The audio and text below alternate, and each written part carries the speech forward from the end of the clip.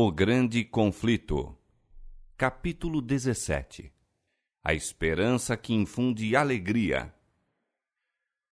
Uma das verdades mais solenes, e não obstante mais gloriosas, reveladas na Escritura Sagrada, é a da segunda vinda de Cristo para completar a grande obra da redenção.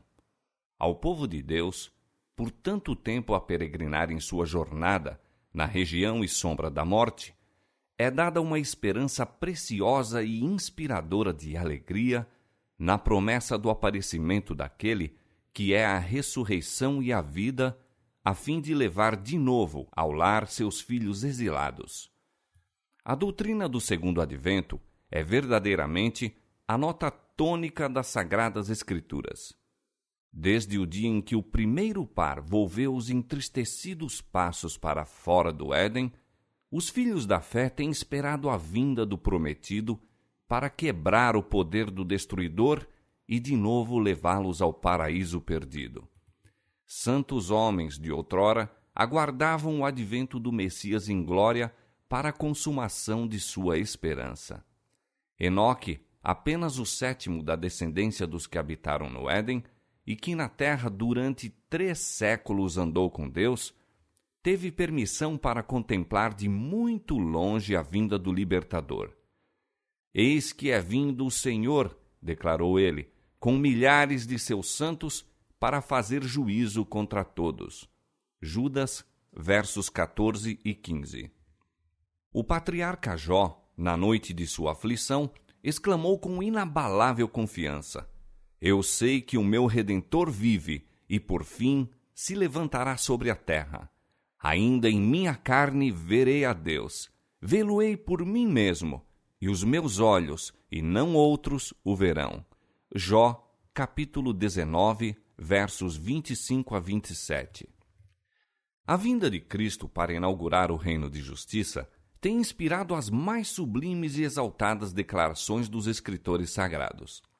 Os poetas e videntes da Bíblia dela trataram com palavras incendidas de fogo celestial. O salmista cantou do poder e majestade do Rei de Israel. Desde Sião, a perfeição da formosura, resplandeceu Deus. Virá o nosso Deus e não se calará. Chamará os céus do alto e a terra para julgar o seu povo. Salmos capítulo 50, versos 2 a 4. Alegrem-se os céus e regozije-se a terra ante a face do Senhor, porque vem a julgar a terra, julgará o mundo com justiça e os povos com a sua verdade. Salmo 96, versos 11 a 13. Disse o profeta Isaías: Despertai e exultai os que habitais no pó, porque o teu orvalho será como o orvalho das ervas, e a terra lançará de si os mortos. Os teus mortos viverão, os teus mortos ressuscitarão. Aniquilará a morte para sempre, e assim enxugará o Senhor Jeová as lágrimas de todos os rostos, e tirará o opróbrio do seu povo de toda a terra. Porque o Senhor o disse, e naquele dia se dirá: Eis que este é o nosso Deus a quem aguardávamos, e ele nos salvará. Este é o Senhor a quem aguardávamos. Na sua salvação gozaremos e nos alegraremos. Isaías, capítulo 26, verso 19, capítulo 25, versos 8 e 9. E Abacuque, transportado em sua visão, contemplou seu aparecimento. Deus veio de Temã e o santo do monte de Parã. A sua glória cobriu os céus e a terra encheu-se de seu louvor. E o seu resplendor era como a luz. Parou e mediu a terra. Olhou e separou as nações. E os montes perpétuos foram esmiuçados. Os outeiros eternos se encurvaram. O andar eterno é seu. Andaste sobre teus cavalos e teus carros de salvação. Os montes te viram e tremeram. Deu o abismo a sua voz, levantou as suas mãos ao alto. O sol e a lua pararam nas suas moradas. Andaram à luz das tuas frechas, ao resplendor do relâmpago da tua lança. tu saíste para o salvamento do teu povo, para salvamento do teu ungido. Abacuque capítulo 3, versos 3 a 13. Quando o Salvador estava prestes a separar-se de seus discípulos, confortou-os em sua tristeza com a segurança de que viria outra vez. Não se turbe o vosso coração. Na casa de meu Pai há muitas moradas. Vou preparar-vos lugar, e se eu for e vos preparar lugar, virei outra vez e vos levarei para mim mesmo. João capítulo 14, versos 1 a 3. E quando o Filho do Homem vier em sua glória, e todos os santos com ele, então se assentará no trono de sua glória, e todas as nações serão reunidas diante dele. Mateus capítulo 25, versos 31 e 32. Os anjos que por momentos se detiveram no Monte das Oliveiras depois da ascensão de Cristo, repetiram aos discípulos a promessa de sua volta. Esse Jesus, que dentre vós foi recebido em cima no céu, há de vir assim como para o céu o vistes ir. Atos capítulo 1, verso 11. E o apóstolo Paulo, falando pelo Espírito de inspiração, testificou: o mesmo Senhor descerá do céu com alarido e com voz de arcanjo e com a trombeta de Deus. 1 Tessalonicenses capítulo 4, verso 16. Diz o profeta de Patmos: eis que ele vem com as nuvens, e todo olho o verá. Apocalipse capítulo 1, verso 7. Em torno de sua vinda agrupam-se as glórias daquela restauração de tudo, de que Deus falou pela boca de todos os seus santos profetas desde o princípio. Atos capítulo 3, 21. Quebrar-se-á então o prolongado domínio do mal. Os reinos do mundo tornar-se-ão de nosso Senhor e de seu Cristo, e ele reinará para todo sempre. Apocalipse capítulo 11, verso 15. A glória do Senhor se manifestará, e toda a carne juntamente a verá. O Senhor Jeová fará brotar justiça e o louvor para todas as nações. Ele será por coroa gloriosa e por grinalda formosa para os restantes de seu povo. Isaías capítulo 40, verso 5, capítulo 61, verso 11 e capítulo 28, verso 5. É então que o pacífico e longamente almejado reino do Messias se estabelecerá sob todo o céu. O Senhor consolará a Sião, consolará a todos os seus lugares assolados, e fará os seus desertos como o Éden, e a sua solidão como o jardim do Senhor. A glória do Líbano se lhe deu, a excelência do Carmelo e Saron. Nunca mais te chamarão desamparada, nem a tua terra se denominará jamais assolada, mas chamar-te-ão meu deleite, e a tua terra Beulá. Como o noivo se alegra da noiva, assim se alegrará de ti o teu Deus.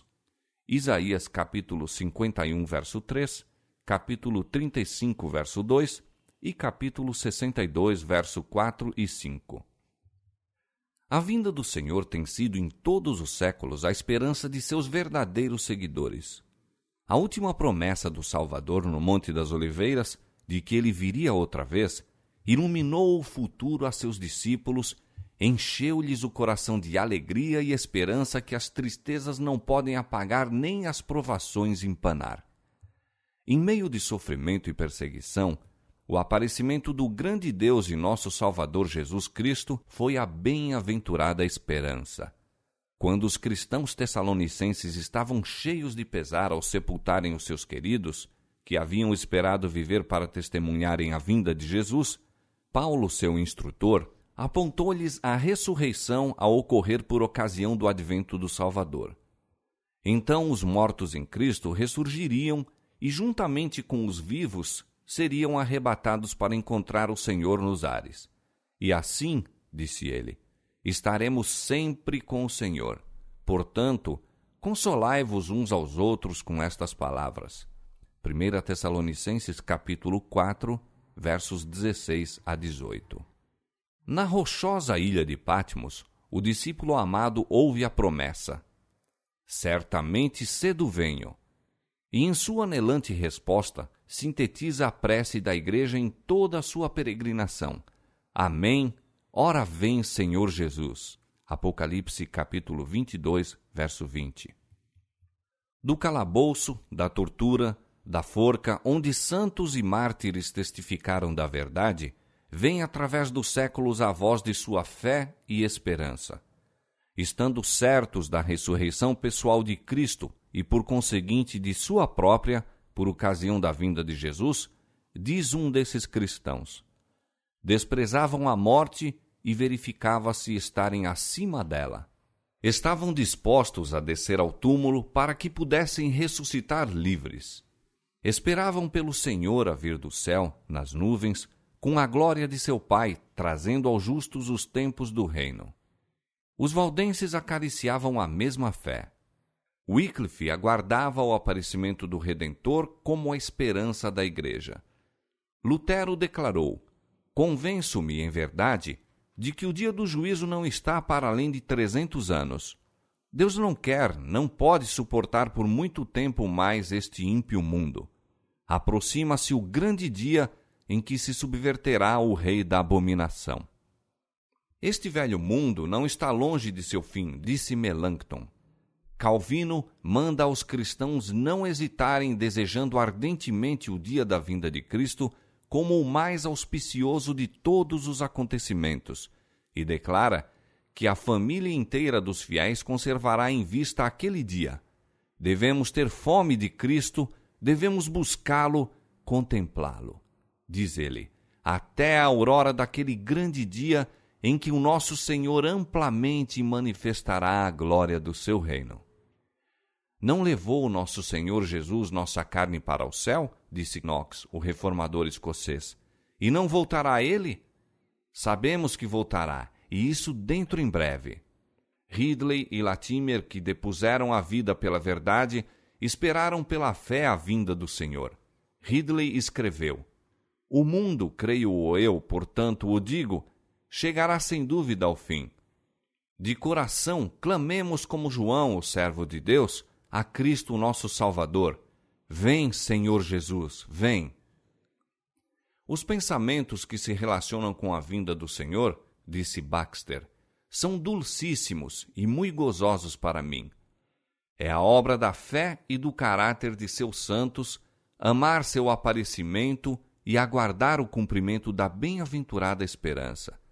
Se a morte é o último inimigo a ser destruído na ressurreição, podemos saber quão fervorosamente deveriam os crentes anelar a segunda vinda de Cristo e por ela orar, sendo então que tal vitória ampla e final será alcançada. Este é o dia que todos os crentes devem almejar, esperar e aguardar, como cumprimento de toda a obra de sua redenção e de todos os desejos e esforços de sua alma. Apressa ao Senhor este bem-aventurado dia. Esta foi a esperança da Igreja Apostólica, da Igreja no deserto e dos reformadores. A profecia não somente prediz a maneira e objetivo da vinda de Cristo, mas apresenta sinais pelos quais os homens podem saber quando a mesma está próxima. Disse Jesus: haverá sinais no sol, na lua e nas estrelas. Lucas capítulo 21, verso 25. O sol escurecerá, e a lua não dará sua luz, e as estrelas cairão do céu, e as forças que estão no céu serão abaladas. E então verão vir o Filho do Homem nas nuvens, com grande poder e glória. Marcos capítulo 13, versos 24 a 26. O profeta do Apocalipse assim descreve o primeiro dos sinais que precedem o segundo advento. Houve um grande tremor de terra, e o sol tornou-se negro como saco de cilício, e a lua tornou-se como sangue. Apocalipse capítulo 6, verso 12. Estes sinais foram testemunhados antes do início do século XIX. Em cumprimento desta profecia, ocorreu no ano 1755 o mais terrível terremoto que já se registrou. Posto que geralmente conhecido por terremoto de Lisboa, estendeu-se pela maior parte da Europa, África e América. Foi sentido na Groenlândia, nas Índias Ocidentais, na Ilha da Madeira, na Noruega e Suécia, Grã-Bretanha e Irlanda. Abrangeu uma extensão de mais de 10 milhões de quilômetros quadrados. Na África, o choque foi quase tão violento como na Europa. Grande parte da Argélia foi destruída e a pequena distância de Marrocos foi tragada uma aldeia de 8 ou 10 mil habitantes. Uma vasta onda varreu a costa da Espanha e da África, submergindo cidades e causando grande destruição. Foi na Espanha e Portugal que o choque atingiu a maior violência. Disse que em Cádiz a ressaca alcançou a altura de 20 metros. Montanhas, algumas das maiores de Portugal, foram impetuosamente sacudidas, como que até os fundamentos, e algumas delas se abriram nos cumes, os quais se partiram e rasgaram de modo maravilhoso, sendo delas arrojadas imensas massas para os vales adjacentes. Disse terem saído chamas dessas montanhas. Em Lisboa, um som como de trovão foi ouvido sob o solo e imediatamente depois, violento choque derribou a maior parte da cidade. No lapso de mais ou menos 6 minutos, pereceram 60 mil pessoas. O mar a princípio se retirou, deixando seca a barra. Voltou então, levantando-se 12 metros ou mais acima de seu nível comum. Entre outros acontecimentos extraordinários que se refere terem ocorrido em Lisboa durante a catástrofe, esteve o sossobro do novo cais construído inteiramente de mármore, com vultosa despesa. Grande número de pessoas ali se ajuntara em busca de segurança, sendo um local em que poderiam estar fora do alcance das ruínas que tombavam. Subitamente, porém, o cais afundou com todo o povo sobre ele e nenhum dos cadáveres jamais flutuou na superfície. O choque do terremoto foi instantaneamente seguido da queda de todas as igrejas e conventos, de quase todos os grandes edifícios públicos e de mais da 1/4 das casas. 2 horas depois, aproximadamente, irromperam incêndios em diferentes quarteirões e com tal violência se alastraram pelo espaço de quase 3 dias que a cidade ficou completamente desolada. O terremoto ocorreu num dia santo, em que as igrejas e conventos estavam repletos de gente, muito pouca da qual escapou. O terror do povo foi indescritível. Ninguém chorava. Estava além das lágrimas. Corriam para aqui e para acolá, em delírio, com horror e espanto, batendo no rosto e no peito, exclamando: "Misericórdia! É o fim do mundo!" Mães esqueciam-se de seus filhos e corriam para qualquer parte, carregando crucifixos. Infelizmente, muitos corriam para as igrejas em busca de proteção, mas debalde foi exposto o sacramento. Em vão as pobres criaturas abraçaram os altares. Imagens, padres e povo foram sepultados na ruína comum. Calculou-se que 90 mil pessoas perderam a vida naquele dia fatal.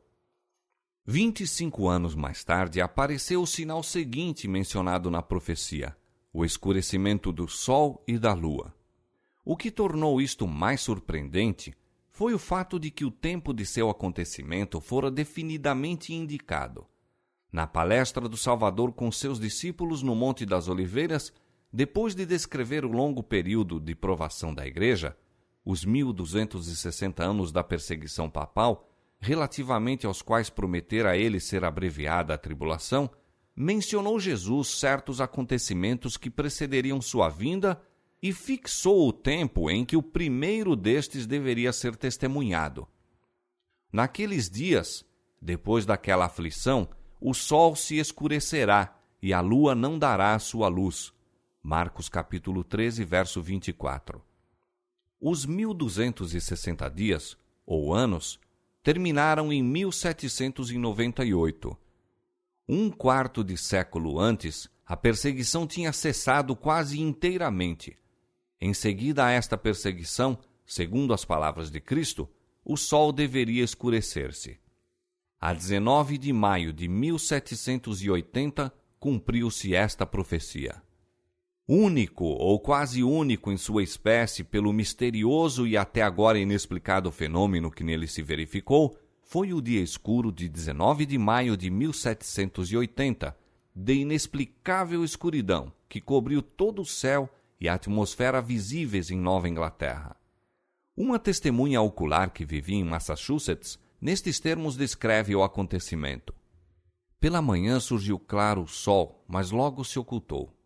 As nuvens se tornaram sombrias, e delas, negras e ameaçadoras como logo se mostraram, chamejavam relâmpagos, ribombavam trovões, caindo leve aguaceiro.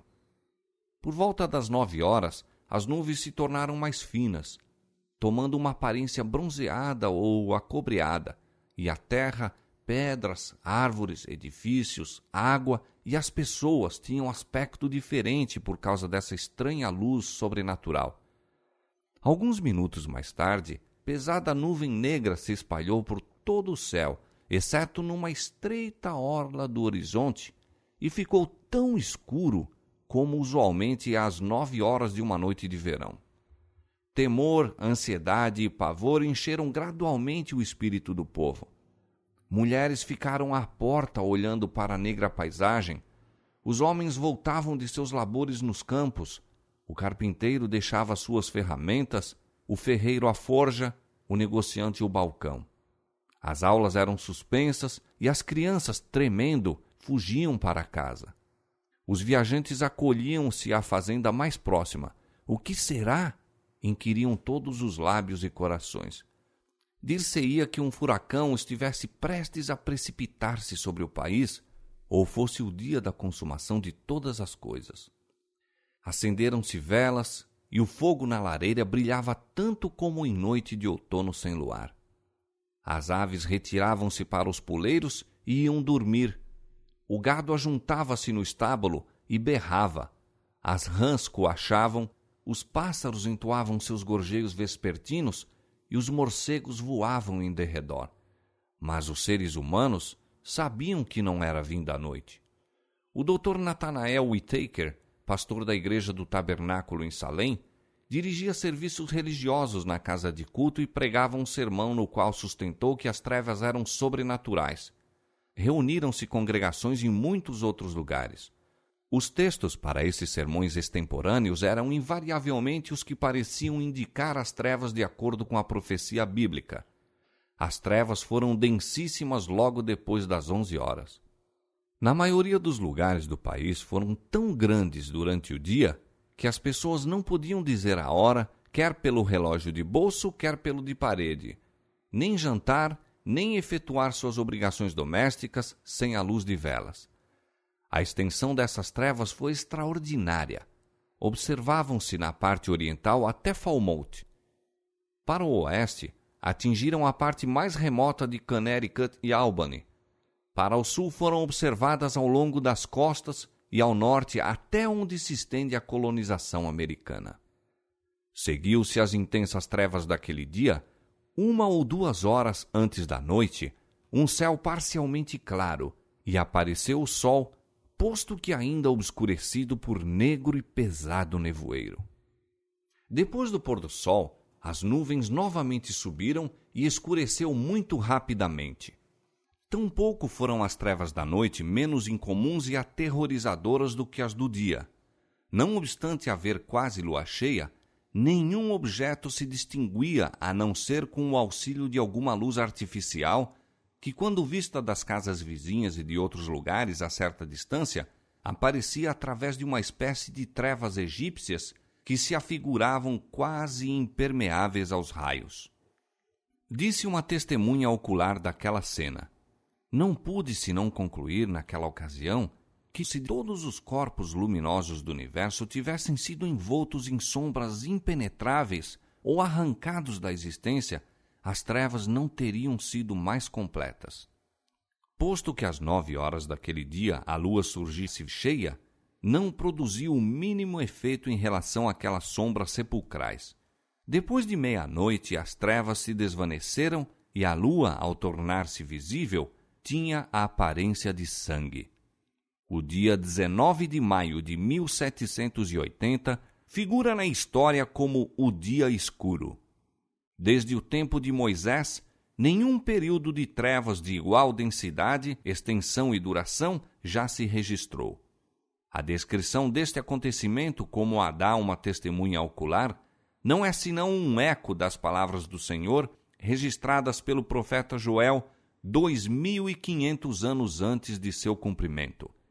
O sol se converterá em trevas e a lua em sangue antes que venha o grande e terrível dia do Senhor. Joel capítulo 2, verso 31.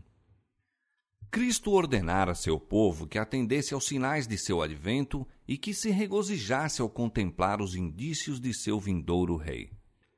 Quando estas coisas começarem a acontecer, disse ele, olhai para cima e levantai as vossas cabeças, porque a vossa redenção está próxima.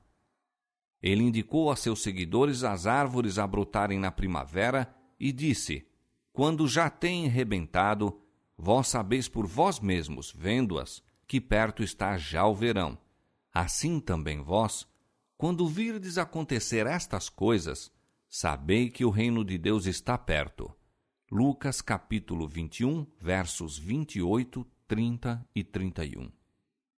Mas como o espírito de humildade e devoção na igreja cedera lugar ao orgulho e formalismo, esfriaram o amor a Cristo e a fé em sua vinda. Absorto nas coisas mundanas e na busca dos prazeres, o povo professo de Deus estava cego às instruções do Salvador relativas aos sinais de seu aparecimento. A doutrina do segundo advento tinha sido negligenciada. Os textos que a ela se referem foram obscurecidos por interpretações errôneas, a ponto de ficarem em grande parte esquecidos e ignorados. Especialmente foi este o caso nas igrejas da América.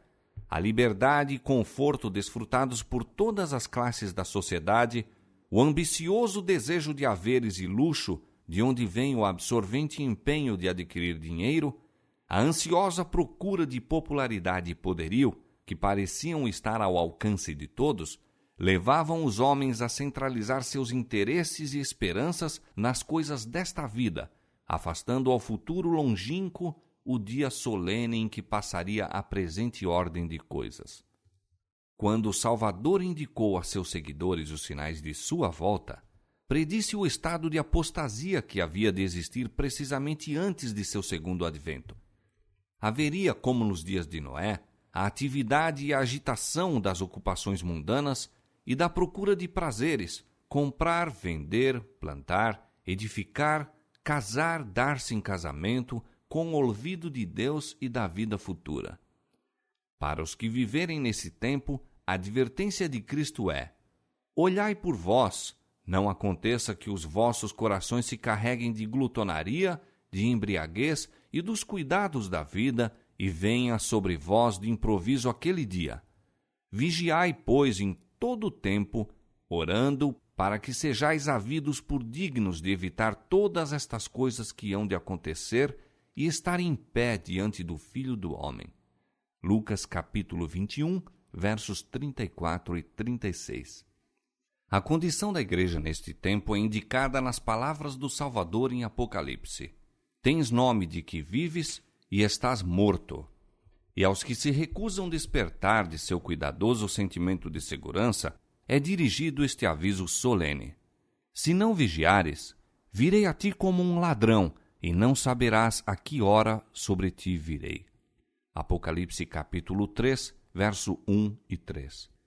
Era necessário que os homens fossem advertidos do perigo, que se despertassem a fim de preparar-se para os acontecimentos solenes ligados ao final do tempo da graça.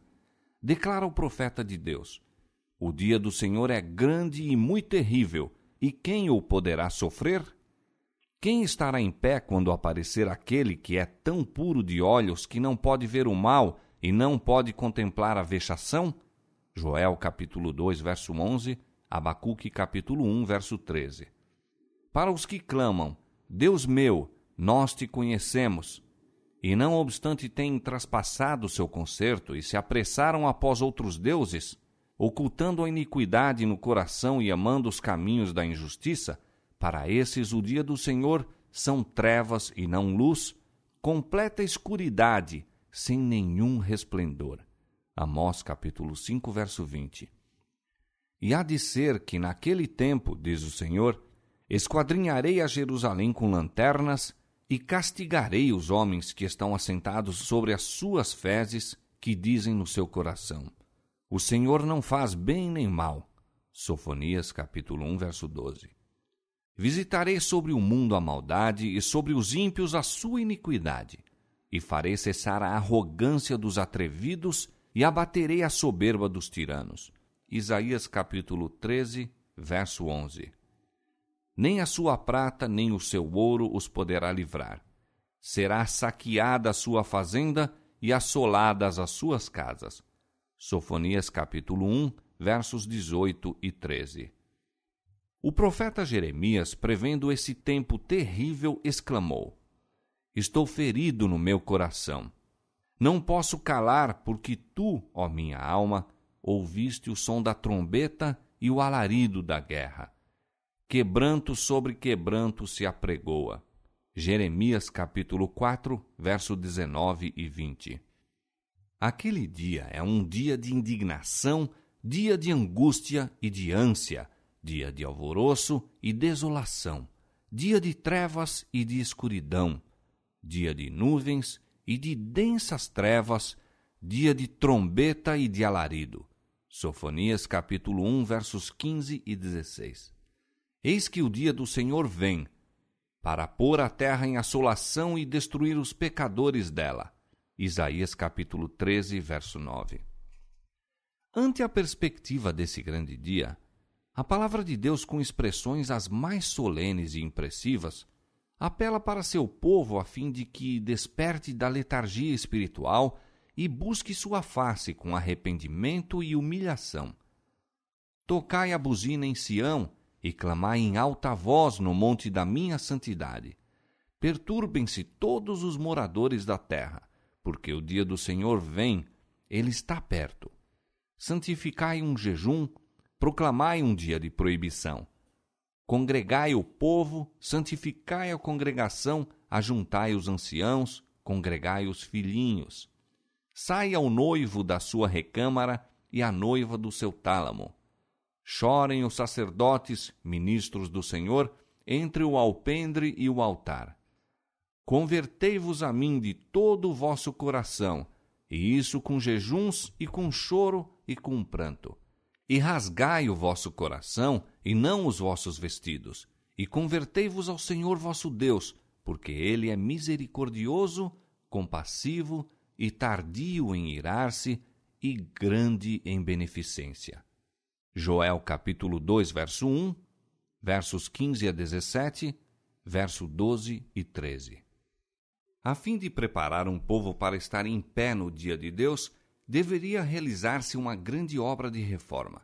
Deus viu que muitos dentre seu povo professo não estavam edificando para a eternidade e, em sua misericórdia, estava prestes a enviar uma mensagem de advertência a fim de despertá-los de seu torpor e levá-los a preparar-se para a vinda de Jesus. Esta advertência temo-la em Apocalipse 14. Apresenta-se-nos ali uma tríplice mensagem como sendo proclamada por seres celestiais e imediatamente seguida pela vinda do Filho do Homem para recolher a messe da terra. A primeira dessas advertências anuncia o juízo que se aproxima.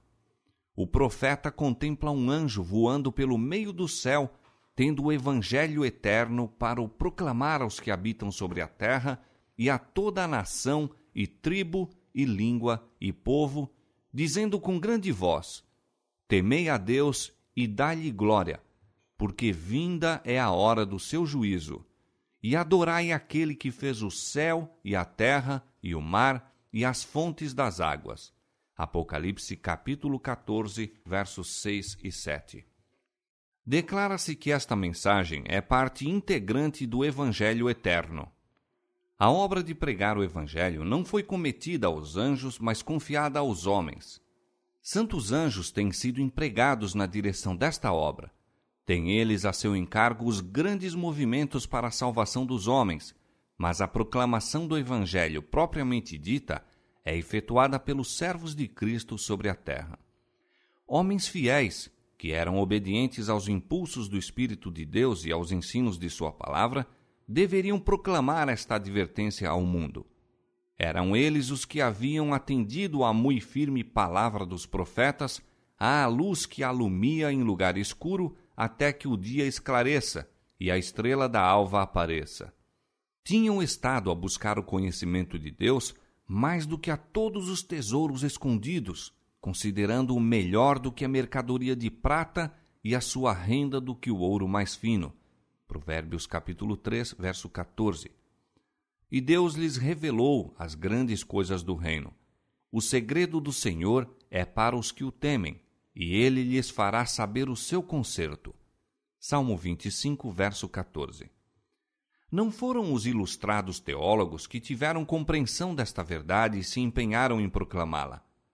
Houvessem eles sido atalaias fiéis, pesquisando as Escrituras com diligência e oração, e teriam conhecido o tempo da noite, as profecias ter-lhes-iam patenteado os acontecimentos prestes a ocorrer. Eles, porém, não assumiram tal atitude, e a mensagem foi confiada a homens mais humildes. Disse Jesus: Andai enquanto tendes luz, para que as trevas não vos apanhem. João capítulo 12, verso 35. Os que se desviam da luz que Deus lhes deu, ou negligenciam buscá-la quando está ao seu alcance, são deixados em trevas. Declara, porém, o Salvador: Aquele que me segue não andará em trevas, mas terá a luz da vida. João capítulo 8, verso 12. Quem quer que esteja com singeleza de propósito, procurando fazer a vontade de Deus, atendendo fervorosamente à luz já dada, receberá maior luz. Será enviada àquela alma alguma estrela de fulgor celestial para guiá-la em toda a verdade. No tempo do primeiro advento de Cristo, os sacerdotes e escribas da santa cidade a quem foram confiados os oráculos de Deus poderiam ter discernido os sinais dos tempos e proclamado a vinda do prometido. A profecia de Miqueias designou o lugar de seu nascimento. Miqueias capítulo 5, verso 2. Daniel especificou o tempo em que viria. Daniel capítulo 9, 25. Deus confiou estas profecias aos dirigentes judeus. Estariam sem desculpas se não soubessem nem declarassem ao povo que a vinda do Messias estava às portas. Sua ignorância era o resultado da pecaminosa negligência. Os judeus estavam edificando túmulos aos profetas assassinados, enquanto pela deferência com que tratavam os grandes homens da terra prestavam homenagem aos servos de Satanás. Absortos em suas ambiciosas lutas para conseguir posição e poderio entre os homens, perderam de vista as honras divinas que lhes eram oferecidas pelo Rei do Céu. Com profundo e reverente interesse deveriam encontrar-se a estudar o lugar, o tempo, as circunstâncias do grande acontecimento da história universal, a vinda do Filho de Deus para cumprir a redenção do homem. Todo o povo deveria ter estado a vigiar e esperar para que pudessem achar-se entre os primeiros a dar as boas-vindas ao Redentor do mundo. Mas ai, em Belém, 2 fatigados viajores, procedentes das colinas de Nazaré, percorrem em toda a extensão a estreita rua até a extremidade oriental da cidade, procurando debalde um lugar de repouso e abrigo para a noite. Porta alguma se achava aberta para os receber. Sob miserável telheiro preparado para o gado, encontraram finalmente refúgio, e ali nasce o Salvador do mundo. Anjos celestiais tinham visto a glória de que o Filho de Deus participava com o Pai antes que o mundo existisse e com profundo interesse haviam aguardado o seu aparecimento na terra como uma ocorrência repleta das maiores alegrias para todo o povo. Foram designados anjos para levar as alegres novas aos que estavam preparados para recebê-las e que alegremente as tornariam conhecidas aos habitantes da terra. Cristo se abatera para tomar sobre si a natureza do homem. Deveria ele suportar um peso infinito de misérias ao fazer de sua alma oferta pelo pecado. Todavia, desejavam os anjos que, mesmo em sua humilhação, o Filho do Altíssimo pudesse aparecer diante dos homens com uma dignidade e glória condizentes com seu caráter. Congregar-se-iam os grandes homens da terra na capital de Israel para saudar a sua vinda? Apresentá-lo-iam legiões de anjos à multidão expectante? Um anjo visita a terra a fim de ver quais os que se achavam preparados para receber Jesus. Não pode, porém, distinguir sinal algum de expectação. Não houve voz alguma de louvor e triunfo, anunciando que o tempo da vinda do Messias está às portas. O anjo paira por algum tempo sobre a cidade escolhida e o templo onde a presença divina tinha sido manifestada durante séculos. Mas, mesmo ali, há idêntica indiferença. Os sacerdotes, em sua pompa e orgulho, estão oferecendo profanos sacrifícios no templo. Os fariseus estão em altas vozes discursando ao povo ou fazendo jactanciosas orações nas esquinas das ruas. Nos palácios dos reis, nas assembleias dos filósofos, nas escolas dos rabis, todos, de igual maneira, se acham inconscientes do maravilhoso fato que encheu todo o céu de alegria e louvor. O fato de que o Redentor dos homens está prestes a aparecer na terra. Evidência alguma há de que Cristo seja esperado, e nenhuns preparativos para o príncipe da vida. Com espanto, está o mensageiro celestial prestes a voltar para o céu com a desonrosa notícia quando descobre alguns pastores que à noite vigiam seus rebanhos e, mirando o céu bordado de estrelas, meditam na profecia do Messias a vir à terra, anelando o advento do Redentor do mundo. Ali se encontra um grupo que está preparado para receber a mensagem celestial. E subitamente o anjo do Senhor aparece anunciando as boas novas de grande alegria. A glória celestial inunda a planície toda. Aparece uma incontável multidão de anjos e, como se fora demasiado grande alegria para um só mensageiro trazê-la do céu, uma multidão de vozes irrompe em antífonas que todas as nações dos salvos um dia entoarão. Glória a Deus nas alturas, paz na terra, boa vontade para com os homens. Lucas capítulo 2, verso 14. Oh, que lição encerra a maravilhosa história de Belém! Quanto ela reprova nossa incredulidade, nosso orgulho e amor próprio. Quanto nos adverte a nos precavermos para que não aconteça que pela nossa criminosa indiferença deixemos também de discernir os sinais dos tempos e, portanto, não conheçamos o dia de nossa visitação. Não foi somente nas colinas da Judéia, nem apenas entre os humildes pastores que os anjos encontraram os que se achavam vigilantes pela vinda do Messias. Na terra dos gentios, havia também os que por ele esperavam. Eram homens sábios, ricos e nobres filósofos do Oriente. Investigadores da natureza, haviam os magos visto a Deus em sua obra. Pelas escrituras hebraicas tinham aprendido acerca da estrela que deveria surgir de Jacó e com ardente desejo esperavam a vinda daquele que seria não somente a consolação de Israel, mas uma luz para alumiar as nações e salvação até os confins da terra. Lucas capítulo 2, versos 25 e 32, Atos capítulo 13, verso 47. Buscavam a luz, e luz procedente do trono de Deus iluminou-lhes o caminho para os pés. Enquanto os sacerdotes e rabis de Jerusalém, os pretensos depositários e expositores da verdade, se encontravam envoltos em trevas, a estrela enviada pelo céu guiou os estrangeiros gentios ao lugar do nascimento do recém-nascido rei. É para os que o esperam que Cristo deve aparecer a segunda vez sem pecado para a salvação. Hebreus capítulo 9, verso 28. Semelhante às novas do nascimento do Salvador, a mensagem do segundo advento não foi confiada aos dirigentes religiosos do povo.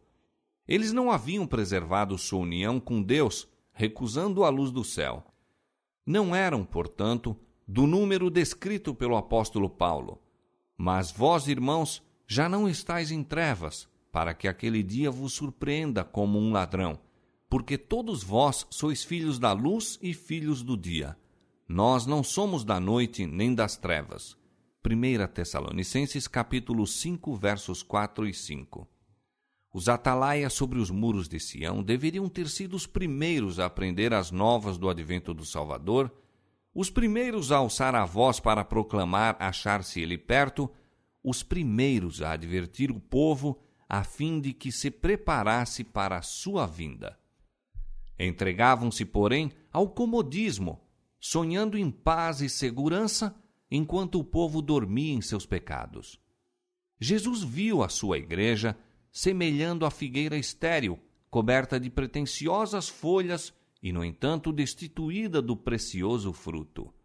Notava-se alardeada observância das formas da religião, enquanto faltava o espírito da verdadeira humildade, arrependimento e fé, o que unicamente poderia tornar aceitável o culto a Deus. Em vez das graças do Espírito, havia manifesto orgulho, formalismo, vanglória, egoísmo, opressão. Uma igreja apostatada fechava os olhos aos sinais dos tempos. Deus não a abandonou, nem permitiu que sua fidelidade lhe faltasse. Dele, porém, afastara-se e separara-se de seu amor. Recusando-se ela a satisfazer as condições, suas promessas não foram para com ela cumpridas. Esse é o resultado certo de não apreciar nem aproveitar a luz e privilégios que Deus confere. A menos que a igreja siga o caminho que lhe abre a providência, aceitando todo o raio de luz, cumprindo todo o dever que lhe seja revelado, a religião fatalmente degenerará em formalismo e desaparecerá o espírito da piedade vital. Esta verdade tem sido repetidas vezes ilustrada na história da igreja. Deus requer de seu povo obras de fé e obediência correspondentes às bênçãos e privilégios conferidos. A obediência exige sacrifício e implica uma cruz. E este é o motivo por que tantos dentre os professos seguidores de Cristo se recusam a receber a luz do céu e, como aconteceu com os judeus de outrora, não conhecem o tempo de sua visitação. Por causa de seu orgulho e incredulidade, o Senhor os passa por alto e revela sua verdade aos que, à semelhança dos pastores de Belém e dos magos do Oriente, têm prestado atenção a toda a luz que receberam.